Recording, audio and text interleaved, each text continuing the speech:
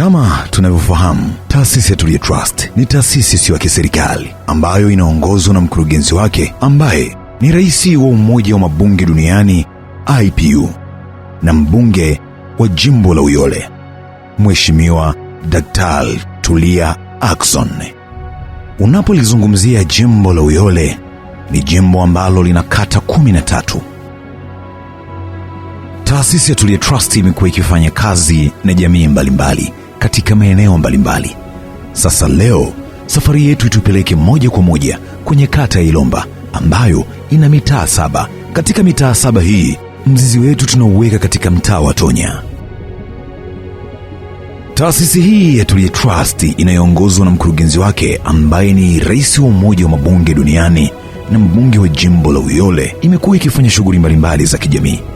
Moja ya shughuli ambayo inafanywa na taasisi ya Tulia Trust kupitia programu ya Tulia Trust mtaani kwetu ni ujenzi wa nyumba, hususan kwa wale wananchi wanaoishi katika mazingira magumu. Leo hii katika mtaa wa Tonya tunaenda kumuona mama yetu Bibi Queen Ambonisie ambaye hivi karibuni anaenda kupata tabasamu kutoka katika mtaa huu wa Tonya. Ikumbukwe Mheshimiwa Daktari Tulia Ackson